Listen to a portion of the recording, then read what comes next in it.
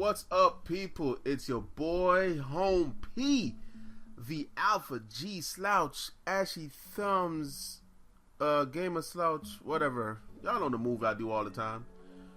So anyways, yeah, so let's get on with the story for the day. Gamer Slouch is here again. The Gamer Slouch Central has been in effect for a little bit, and I'm here to read over some news that I read here a little earlier today about how Sony gives us a little bit more details on the on PS4's PlayStation Plus changes. Pretty much, as I'm looking, as I read earlier, and I'm going to look at it again, gave you some inserts from when, not trying to read the whole thing to you, but let you know what's going on, and I've been looking into it a lot more. For what we already know, what we heard already, that you have to have PlayStation Plus to play online games. Now let's just sit back for a little bit, and people have already said this, and I'm going to say it again. We were fortunate to have PlayStation Network for about 6-7 years for free.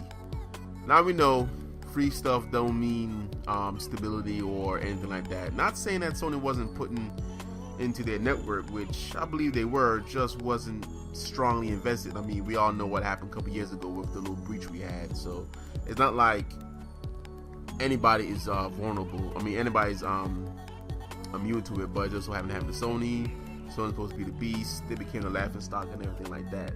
So they gave it to us for free for 7 years, and now it's like they gotta look into what the future, the next features bring, and think about like charging us. But by charging us, for some people have PSN Plus, some people don't, and we know that when you have PlayStation Plus, the minute you cancel it, you can't play the games. So technically, it's not a requirement like Xbox Live. You know what I'm saying? So technically, the games they're free, they're not free. So whatever, people get it because it does pay for itself. So pretty much Sony's saying that they got some changes coming to the PlayStation Plus for the PS4, and pretty much like how you get auto updates with your PS3, but it looks like they're saying that auto updates and social features for the PS4 will not require a PlayStation Plus subscription fee. However, unlike Xbox, where you have to be a gold member to access online, like TV entertainment and all, Netflix and all that stuff, with this one, you can get your movie services for free and your catch-up TV for free for all PlayStation 4 Plus. For all PlayStation 4 users. What I'm also reading that is, that service, that Gaikai service is not supposed to drop until next year, because the fact that a lot of people are not happy with how the PS4 is not going to be backwards compatible like how the PS3 was, except the fact that they're using a PC architecture instead of the cell processor, which of course Sony learned a lesson on that. Developers hated that processor. It's hard to develop for, so they went with some easier route. But the capabilities of what PS3 had is not with the PS4. But Gaikai is pretty much like a catalog for streaming all your games, PS1, PS2, PS3. Of course, it's not going to be, you can't transfer the games that you have now. That's what I'm hearing, reading as well. So whatever games you want to play, if you already got it on PS3, play it on PS3. If you don't have it on PS3 and you want it on PS4, get it through PS4. It looks like this Gaikai service, it may have a fee just to access the catalog once the service is introduced, been fully next year. So we won't know too much details on that. So we will see about that, what they're going to do with that. And like I said earlier, the PlayStation Plus account will be required to access PS4 online multiplayer functionality. It's coming from Sony, of course. So y'all already know this already. I'm just bringing you what I just read earlier today.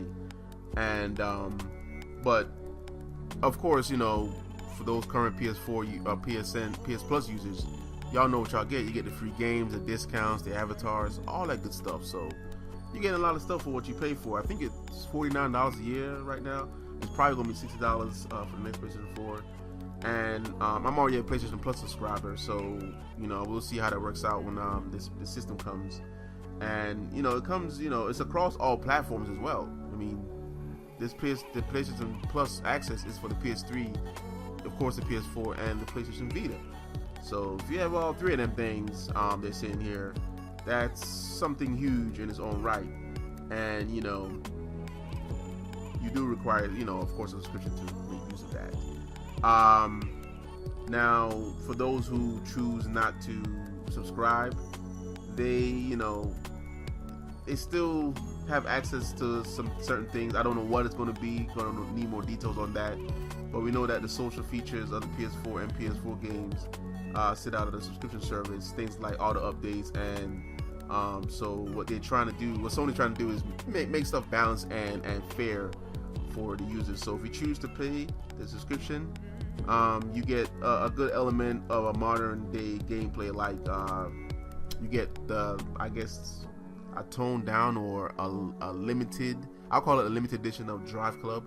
That means you won't get the full features, the full edition, as they're saying. So it has like less content than the retail version, so it will make the download a little quicker, they say. So it's gonna be free, I guess.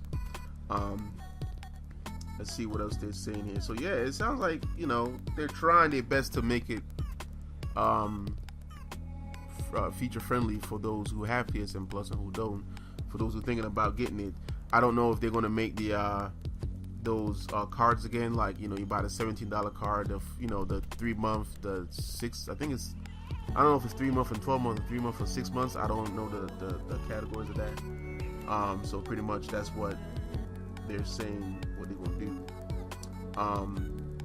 Now for those who have like I said, the PSN Plus, what are the additional features that we get? I mean, what we get now for PS3, what are we gonna get for PS4? You know what I'm saying? We need something a little bit, I mean, they gotta do something. They can try to do something with all this cloud gaming coming along, which won't be until around 2014.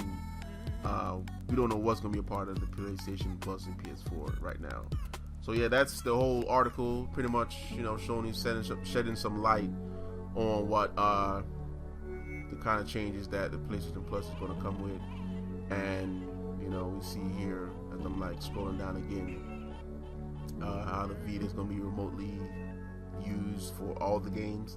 I would like to see how that's done, and we don't know what is decided so far. So hopefully, along the line we get some more news. I know the Tokyo Game Show is coming. I know articles are going to come out, because ever since the excitement of E3, things have toned down a little bit.